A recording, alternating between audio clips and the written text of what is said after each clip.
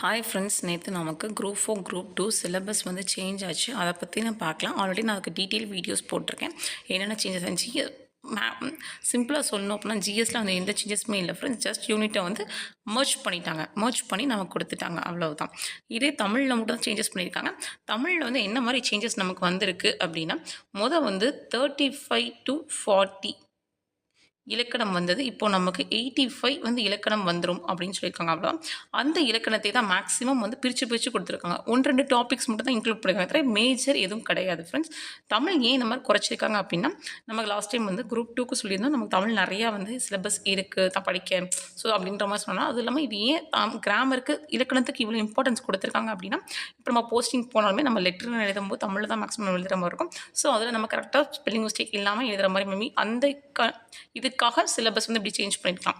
இந்த சிலபஸ் நீங்கள் பார்த்தீங்க அப்படின்னா, இந்த சிலபஸ் எப்படி இருக்கும் அப்படின்னா, தமிழ் எலிஜிபிலிட்டி டெஸ்ட் அப்படின்னு சொல்லி பார்ப்போம் தெரியுமா, அதை பிளேஸ் பண்ணி தான் கொடுத்துருக்காங்க. நான் ஆல்ரெடி வீடியோ போடும்போது சொல்லியிருப்பேன், தமிழ் வந்து 40 கொஷின்ஸ் கிட்ட வரும்போது நான் சொல்லியிருப்பேன் உங்களுக்கு, நீங்கள் தமிழ் இலக்கணம் மேலே பண்ணணும். நியூ புக் ஓல்டு புக் நீங்கள் ரெண்டுமே கவர் பண்ணணும் ஃப்ரெண்ட்ஸ் அப்படின்னு சொல்லி என்னோட வீடியோ நோட்ஸ் வச்சு சொல்லியிருக்கேன். அதுக்கு நம்ம வீடியோஸும் போட்டிருக்கோம்.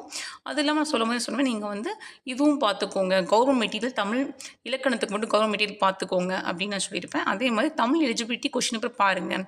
நீங்கள் வந்து கொஷின் பேப்பர் வந்து தமிழுக்கு வந்து பார்க்கும்போது தமிழ் எலிஜிபிலிட்டி பற்றி பார்த்தே ஆகணும் அப்படின்னு சொன்னால், இப்போ நான் தமிழ் எலிஜிபிலிட்டி டெஸ்ட் தான் அந்த கொஷின் பேப்பர் தான் எடுத்துகிட்டு வந்திருக்கேன் ஃப்ரெண்ட்ஸ். இது 2023 நடந்த எக்ஸாம். ஸோ அதுக்கான எலிஜிபிலிட்டி டெஸ்ட்டு கொஷின் பேப்பர் எப்படி இருக்குன்னு பாருங்கள். இதே மாதிரி தான் மேக்ஸிமம் நமக்கு வரும். ஸோ நமக்கு வந்து பயப்படுற அளவுக்கு இது கிடையாது. ஆனால் பட் இதில் நம்ம யோசிக்க வேண்டிய விஷயம் என்ன அப்படின்னா, சிலபஸ் சேஞ்ச் ஆனதுனால கண்டிப்பாக கட் ஆஃப் வந்து நம்ம கூடுற மாதிரி வரும். அது ஒரு விஷயம். ஏன் அப்படின்னா வந்து நம்ம தான் தமிழில் 90+ அப்படிங்கும்போது நம்ம படிக்கிற நிறைய விஷயங்கள் கஷ்டப்பட்டு படிக்கிற மாதிரி இருக்கும். இப்போ வந்து நம்ம புரிஞ்சிக்க வேண்டிய விஷயங்கள் நிறையா இருக்கும். புரிஞ்சு படித்தோம் அப்படின்னா நமக்கு இலக்கணம் ஈஸியாக இருக்கும்னு சொல்லுவாங்க. பார்த்தீங்கன்னா நம்ம இலக்கணம் வந்து நிறைய பண்ணும்போது நம்ம புரிஞ்சு படிக்கிற மாதிரி இருக்கும்.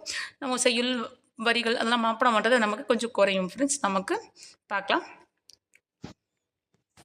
பாருங்கள். ஃபஸ்ட்டே வந்து இங்கே நகர பேருந்து நிற்குமா அப்படின்னு சொல்லி நமக்கு இது வந்து இலக்கணத்தில் இருக்குது. ஸோ அதே மாதிரி தான் ஃபுல்லாக கொடுத்துருக்காங்க. பாருங்கள், எவ்வகை வாக்கியம் என்ன என்பதை எழுதுகன்னு கொடுத்துருக்காங்க.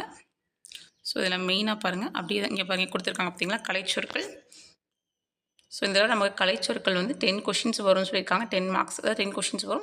அது இல்லாமல் வந்து இணையான சொற்கள் மொழிபெயர்ப்பு அப்படின்னு சொல்லி 5 கொஷின்ஸ் வரும். கிட்டத்தட்ட நமக்கு இது மாதிரி டிரான்ஸ்லேஷன்ஸ் இந்த மாதிரி கலைச்சொற்கள் அப்படிங்கும்போது நமக்கு வந்து 15 மார்க்ஸ் வரும். 15 கொஷின்ஸ் வரும் அப்படின்ற மாதிரி நமக்கு வந்திருக்கு ஃப்ரெண்ட்ஸ். அப்படிங்கும்போது நீங்கள் வந்து 6th to 12th நல்லா படிச்சுக்கணும். நம்ம வந்து new book 6th to 12th மட்டும் இல்லாமல் என்னோட ஒப்பீனியன் என்ன அப்படின்னா, அட்வான்ஸ் தமிழில் இருக்கிற கலைச்சொற்களும் படிச்சுக்கிட்டால் சேஃப் அப்படின்னு நான் சொல்லுவேன்.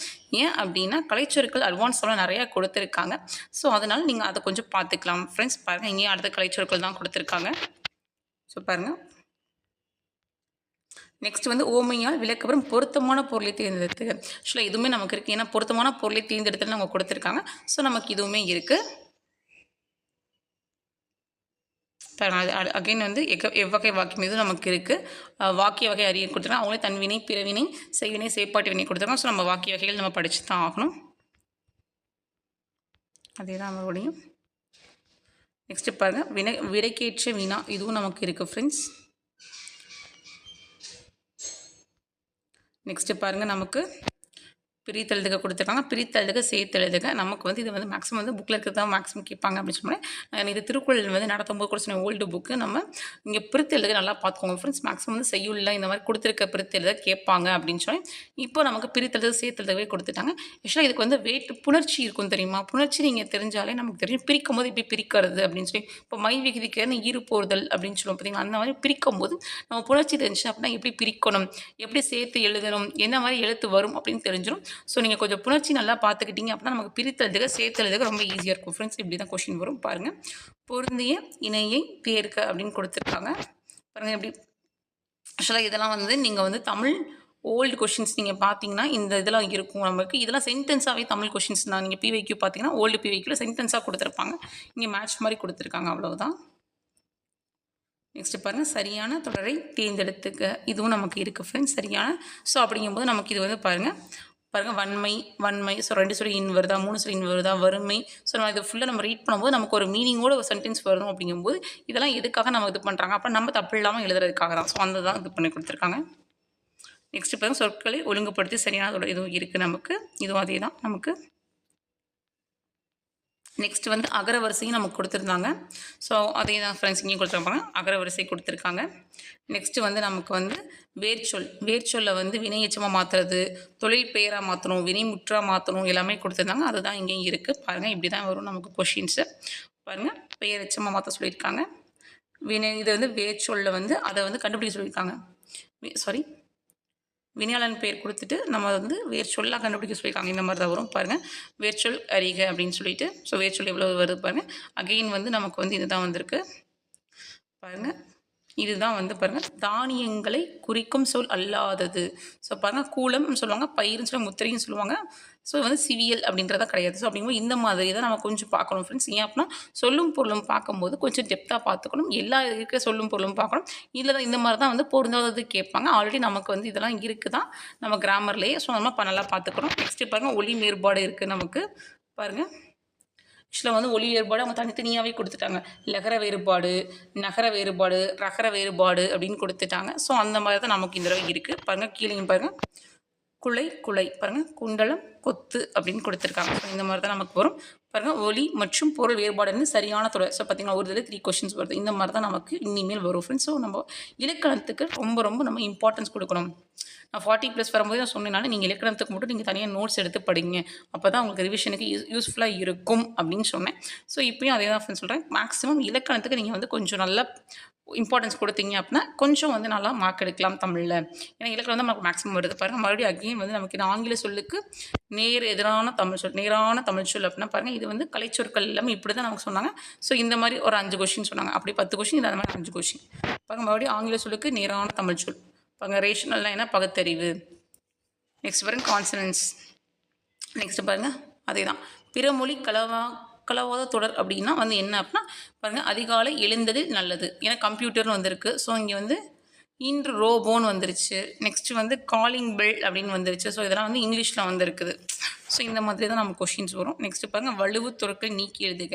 ஆக்சுவலாக வலுவு தொடர் நமக்கு கொடுத்துருக்காங்க. சந்திப்பிலையில் நமக்கு வந்து வலுவு தொடரும் இருக்குது. ஸோ இந்த மாதிரி தான் வரும் பாருங்கள்.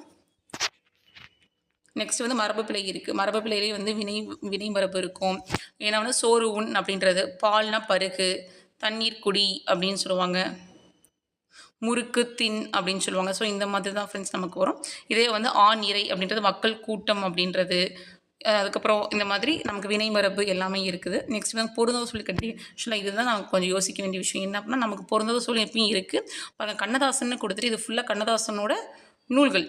வீரத்தாய் மட்டும் தான் அவங்க எழுதலை. அவங்க மாங்கனி எழுதினாங்க, இயேசுக்காவியம் எழுதினாங்க, ஆட்டுநந்தி அவங்க எழுதினாங்க. ஸோ அப்படின்னு பார்க்கும்போது இப்போ வந்து நம்ம என்ன பண்ணோம் பொருந்தாத சொற்கள் கண்டறிங்க அப்படிங்கும்போது அவங்க எப்படி வேணாலும் கேட்பாங்க. ஸோ அப்போ நீங்கள் என்ன பண்ணணும் அப்படின்னா முடிஞ்ச அளவு நீங்கள் ஆல்ரெடி தமிழ் படிச்சிங்க அப்படின்னா வெறும் நூலாசிரியர் மட்டும் பார்த்துக்கோங்க ஃப்ரெண்ட்ஸ். ஏன் அப்படின்னா பொருந்தாதவற்றை அப்படிங்கும்போது அவங்க பொருள் வச்சு கேட்கலாம், சொல்லும் பொருளும் வச்சு கேட்கலாம். இல்லை அப்படின்னா இந்த மாதிரி ஆத்தர்ஸ் கொடுத்து நூலாசிரியரில் பொருந்தாதவற்றை கேட்கலாம். ஏன் அப்படின்னா காமனாக பொருந்தாதவற்றையும் தான் கொடுத்துருக்காங்களே தவிர நமக்கு எதுவும் கொடுக்கல. ஸோ இதுக்கு மட்டும் நீங்கள் வந்து கொஞ்சம் நூலாசிரியர் படிச்சுட்டா சேஃப் அப்படின்றது என்னோட தாட் தான் ஃப்ரெண்ட்ஸ். நெக்ஸ்ட் பாருங்கள் ஏன்னா பண்பு தொகை அல்லாத சொற்கள் அப்படின்றாங்க பாருங்கள். ஏன் அப்படின்னா இதுவும் தான் பொருந்தாதவற்றை மாதிரி தான் வரும். இந்த மாதிரி அவங்க எது கேட்பாங்க அப்படின்றத நமக்கு வந்து இதாக இருக்கும் பாருங்கள். நெக்ஸ்ட்டு பாருங்கள் கீழ்கண்டவற்றில் வேற்றுமை உறுப்புகள் அடிப்படையில் பொருந்தாதவற்றை பார்த்தீங்களா. பொருந்தாதவற்றையிலே அவங்க தகுந்தனியாக கேட்குறாங்க. ஏன்ப்பா பாருங்கள் ஐ ஆல் கூ இன் அது கண்ணா வரும். ஸோ உரு வராது. இந்த மாதிரி நம்ம கண்டுபிடிக்கணும். இப்போ பொருந்தாத சொல்லை கண்டறிக. இது திருக்குறள் வச்சு கேட்டிருக்காங்க பாருங்கள். பாயிரியல், இல்லறவியல், துறவியல், குடிமையியல் அப்படின்னு வந்து திருக்குறள் வச்சு கேட்டிருக்காங்க. நெக்ஸ்ட் வந்து எதிர்ச்சொல் பார்த்தீங்களா. எதிர்ச்சொல் நமக்கு இருக்குது. எதிர்ச்சொல் கொடுத்தாங்க. இப்போ கூட நம்ம குரூப் 4 கேட்டிருந்த நலந்தலை உலகம் அப்படின்றத நம்ம ஒரு வருஷம் சொல்லும் பொருளாக கேட்டிருந்தாங்க, ஒரு வருஷம் எதிர்ச்சொல்லாக கேட்டிருந்தாங்க. இந்த மாதிரி தான் நமக்கு வரும். நெக்ஸ்ட்டு பாருங்கள் அதே எதிர்ச்சொல் தான் பாருங்கள். இரு நிலம் அப்படின்னா சிறிய நிலம் அப்படின்றது. அப்படின்னா நமக்கு இரு நிலம் அப்படின்னா நமக்கு தெரியணும். ஏன் அப்படின்னா வந்து பாருங்கள் எல்லாமே ஒரே மீனிங்காக இருக்குது. இதிலே நம்ம கண்டுபிடிச்சோம். பெரியனாலும் பெருசு தான், அகற்றனாலும் பெருசு தான், பறந்தனாலும் பெருசு தான். ஸோ சிறுசு மட்டும் தான் நமக்கு இருக்குது. ஸோ பொருந்தாதது அப்படின்னா இது மட்டும் தான் இருக்கும். ஸோ இந்த மாதிரி நம்ம கொஞ்சம் யோசித்து போடுற மாதிரி இருக்கும். ஈஸியாக தான் இருக்கும் ஃப்ரெண்ட்ஸ். நெக்ஸ்ட்டு பாருங்கள் சோம்பலுக்கு எதிர்ச்சொல் அப்படின்னா சுறுசுறுப்பு.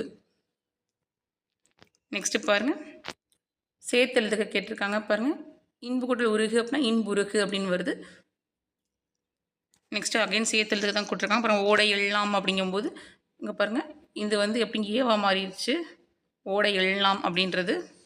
நெக்ஸ்ட்டு சேர்த்தெழுதுக தான் கொடுத்துருக்காங்க பாருங்கள். இல்லு கூட்டல் ஈ வந்து லீயா மாறி இருக்குது நமக்கு.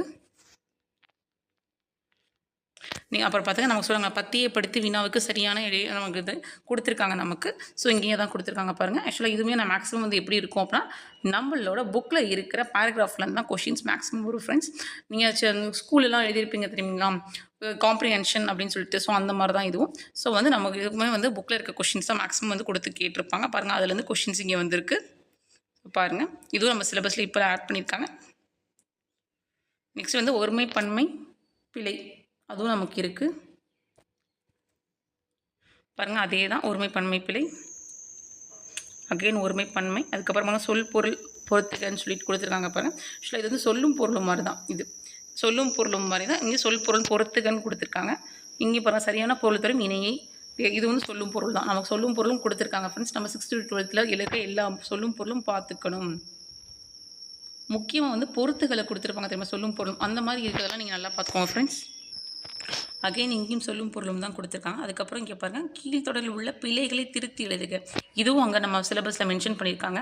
ஓர் எதுக்கு வரும், ஒரு எதுக்கு வரும், அது எதுக்கு வரும், அது எதுக்கு வரும் அப்படின்னு சொல்லி நமக்கு ஆல்ரெடி சிலபஸில் இருக்குது. அதுதான் இங்கே இருக்குது பாருங்கள். ஸோ அதே தான். ஸோ இந்த மாதிரி தான் நமக்கு எலாபரேட்டடாக கொடுத்துருப்பாங்க ஃப்ரெண்ட்ஸ். பாருங்கள் சரியான தொடரை தேர்ந்தெடுத்து எழுதுக. பாருங்கள் அதே தான். பாருங்கள் ஒரு இதிலே 3 கொஷின் வருது, சாரி. ஸோ இந்த மாதிரி தான் நமக்கு வரும் சிலபஸ். பாருங்கள் பின்வற்று சரியான தொடரை தேர்ந்தெடுக்க. ஏற்கனவே நம்ம வந்து இந்த மாதிரி சரியான தொடர் வந்து நமக்கு ஒரு 2 to 3 கொஷின்ஸ் பார்த்தோம். நம்ம இப்போயும் அதை தான் வந்திருக்கு நமக்கு. பாருங்கள் உள்ளே பேசி கொண்டிருப்பவர் யார் அப்படின்னா இது வந்து எவ்வகை வாக்கியம். ஸோ நம்ம இப்போ தான் பார்த்தோம். பாருங்கள் கொடுக்கப்பட்ட சொல்லின் சரியான கூட்டு பெயரை தேர்ந்தெடுத்துக அப்படின்னா இது வந்து மரபு மாதிரி தான். வினை மரபும் பார்த்தா பார்த்தீங்களா, கரும்பு அப்படின்னா கரும்பு தோட்டம் தான் சொல்லுவாங்க, தென்னந்தோப்புன்னு சொல்லுவாங்க, அந்த மாதிரி தான். ஸோ இது ஃபுல்லாக நமக்கு இருக்கிறத மறுபடியும் கொடுத்துருக்காங்க ஃப்ரெண்ட்ஸ். இப்படி தான் நமக்கு கொஷின்ஸ் வரும். நெக்ஸ்ட் பாருங்கள் பொருத்தமான தொடரை எழுதுக அப்படின்னு கொடுத்துருக்காங்க. ஸோ பாருங்கள் பொருத்தமான தொடர் அப்படின்னு சொல்லிட்டு எப்படி கொடுத்துருக்காங்க பாருங்கள். ஜெயகாந்தன் நூல்கள் பற்றி கேட்டிருக்காங்க. ஸோ வந்து இந்த மாதிரி கேட்கும்போது மட்டும்தான் நமக்கு கொஞ்சம் யூனிக்காக இருக்கும். மித்தபடி நமக்கு எல்லாமே ஈஸியாக தான் ஃப்ரெண்ட்ஸ் இருக்கும். இங்கே பாருங்கள் இங்கே பொருத்தமான பொருள் அப்படிங்கும்போது நம்ம தேவதும்பி அப்படின்னா உரிமை அப்படின்ற மாதிரி வரும். நெக்ஸ்ட்டு பாருங்கள் பராபரமை அப்படின்னா அதுவும் அதே தான் சொல்லும் பொருள். இது வந்து கலைச்சொற்களில் வந்துடும். நெக்ஸ்ட் இதுவும் கலைச்சொற்கள் தான். நெக்ஸ்ட்டு வந்து இதுவுமே வந்து அதே தான் நமக்கு வந்து மரபு இதில் வந்துடும். குயில் வந்து கத்துமா எப்படி இருக்கும், மரபு எப்படி இருக்கும்னு சொல்கிறாங்க. குயில் கூவுதா, எது கரெக்டு அப்படின்னு கேட்குறாங்க. இது வந்து வேற்றுமையை வச்சு கேட்டிருக்காங்க ஃப்ரெண்ட்ஸ், அவ்வளவுதான். நெக்ஸ்ட்டு பாருங்கள் இருபொருள் தருக நமக்கு இருக்குது பாருங்கள். நகை அப்படின்னா புன்னகை ஆபரணம் அப்படின்னு வரும். ஸோ இது வந்து இருபொருள் நமக்கு ஆல்ரெடி இருக்கிறதா. இங்கேயும் பாருங்கள் இருபொருள் தருக திங்கள் கொடுத்துருக்காங்க. நெக்ஸ்ட் வந்து இருபொருள் தரும் தவறான இனி பாருங்கள். இடர்னாலும் துன்பம் தான் நமக்கு, நெறினாலும் வலி தான். இதெல்லாம் நமக்கு புக்கில் இருக்குது. அதே மாதிரி புன்னகை அப்படின்னா அணிகலன் வாயு நெருப்பு இதான் தப்பு. நமக்கு வாயுனா காற்றுன்னு நினைக்கிறேன். ஸோ நம்ம புக்கில் இருக்க நம்ம சொல்லும் பொருளும் படிக்கும் போது நம்ம நல்லா படிச்சிட்டோம் அப்படின்னா இந்த மாதிரி கொஷின்ஸ்லாம் நம்ம இது பண்ணிடலாம் ஃப்ரெண்ட்ஸ், அவ்வளோதான். நெக்ஸ்ட்டு பாருங்கள் அடைப்புகள் கொடுக்கப்பட்டுள்ள சொல்லி பொருத்தமான தொடர் சேர்க்குக. ஆக்சுவலாக பந்தர் அப்படின்னா வந்து அது என்னென்னு கொடுத்துருக்காங்க, அது முற்றுப்புள்ளிய கடைப்பொலி அப்படின்ற மாதிரி. பாருங்கள் இணைப்பு சொற்கள் நம்ம கொடுத்துருந்தாங்க, எக்ஸாம்பிள் வச்சு இணைப்பு சொற்கள் கொடுத்துருந்தாங்க. நான் சொல்லும் போது சொன்னேன் கன்ஜக்ஷன் வேர்ட்ஸ் அப்படின்னு சொல்லிட்டு. ஸோ அதான் இங்கே கொடுத்துருக்காங்க பாருங்கள். இது வந்து அதே இணைப்பு சொற்கள் தான் ஃப்ரெண்ட்ஸ். இது வந்து வினாச்சொல் எதுன்னு கேட்டிருக்காங்க. நெக்ஸ்ட்டும் இதே மாதிரி தான் அதுங்களுக்கு வந்திருக்கு. இங்கே சரியான தொடர் வினைப்பு, இங்கே வந்து சரியான வினை தான் கேட்டிருக்காங்க. ஸோ இந்த மாதிரி தான் நமக்கு ஃப்ரெண்ட்ஸ் வரும். பாருங்கள் பொருத்தமான காலம் அறிதல் இதுவுமே நம்ம வந்து நீங்கள் பிவைக்யூலாம் பார்த்தீங்க அப்படின்னா இதெல்லாம் கேட்டிருந்தாங்க. எப்பயுமே நமக்கு இருக்குதுன்னு நினைக்கிறேன். ஸோ இதெல்லாம் எப்பயுமே இருக்குது நமக்கு. இப்போது பார்த்தோம் அப்படின்னா இது வந்து எந்த காலத்தில் இருக்குது கரெக்டாக இருக்குது அப்படின்னு சொல்லிட்டு. நெக்ஸ்ட்டு வந்து பாருங்கள் காலம் வந்து அது என்ன கொடுத்துட்டு என்ன காலம் கேட்டிருக்காங்க. அதுக்கப்புறம் வந்து இருபொருள் சரியான பொருள் பார்த்தீங்கன்னா ஆக்சுவலாக வந்து இது எப்படி கொடுக்கணும் அப்படின்னா இதுவுமே நமக்கு இருக்குது. நீங்கள் பார்த்தீங்கன்னா தெரியும். ஆக்சுவலாக வந்து இது பண்ணுற மாதிரி இப்போ வந்து சிட்டு அப்புறம் சிட்டுக்குருவி, மானா மா இலை அப்படின்ற மாதிரி, தேனா கூடுன்றது, இங்கே கனி மரம் இருக்குது. ஸோ அது நமக்கு வராது. கனின்றது தனி தான், மரம் ஸோ மரக்கனி கனி மரம் அந்த மாதிரி. ஸோ இந்த மாதிரி நம்ம பார்க்குறதும் இருக்குது நமக்கு. ஸோ நெக்ஸ்ட் பாருங்க சொற்கள் இணைத்து புதிய சொற்கள் அப்படின்னா வந்து பாருங்கள் மா அப்படின்னா மரம் நமக்கு தெரியும். நெக்ஸ்ட்டு சரியான எழுத்து வழக்கு சொல் பார்த்தீங்கன்னா அதாவது வந்து எழுத்து நாய் வந்து எப்படி இருக்கும், நாய் வந்து குலைக்கும் அப்படின்னு சொல்லுவாங்க. அதை தான் சொல்கிறோம். இதெல்லாம் வந்து இதுவுமே நமக்கு மரபில் வரும். என்னென்ன மரபு அப்படின்னா இது வந்து மரபில் வந்துடும் நமக்கு. அப்புறம் பேச்சு வழக்கு சொற்களே பழமொழியாக இது பண்ணி இதுவும் நமக்கு இப்போ சிலபஸில் கொடுத்துருக்காங்க.